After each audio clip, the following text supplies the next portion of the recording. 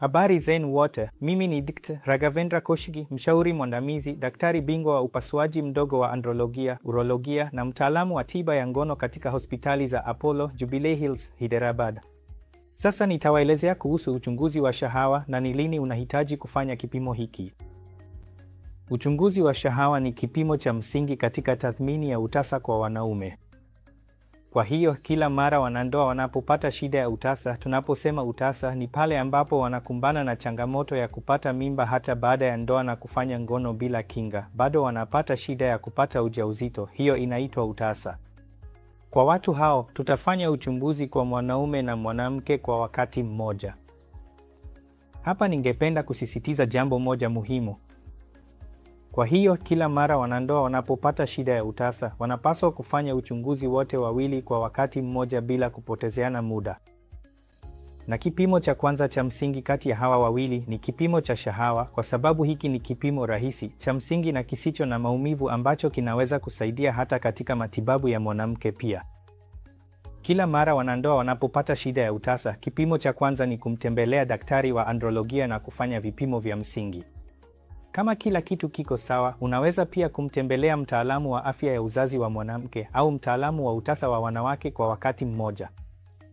Sasa wanapokuja kwetu, ni mambo gani ya msingi tunayofanya? Tutafanya uchunguzi wa mwili na kulingana na matokeo, tunaweza kuendelea na uchunguzi wa msingi wa shahawa, vipimo vya homoni na ikihitajika, kipimo cha ultrasound ya korodani na baadhi ya vipimo vya vinasaba kama vitahitajika. Uchunguzi wa msingi wa shahawa unatupatia taarifa kuhusu uwezo wa msingi wa mwanaume kumpa ujauzito mwenzi wake.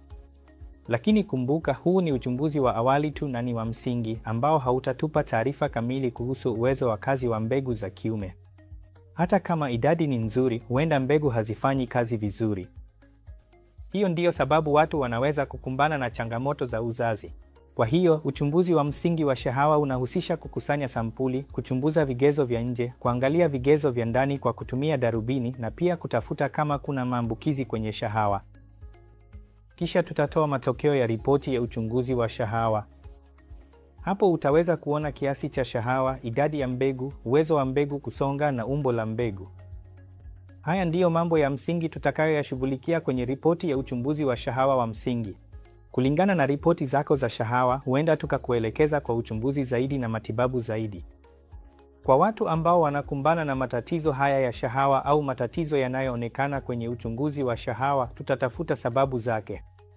Je, kuna sababu inayojulikana au isiyojulikana, na tunawezaje kuchunguza mambo hayo yote ili tuendelee mbele?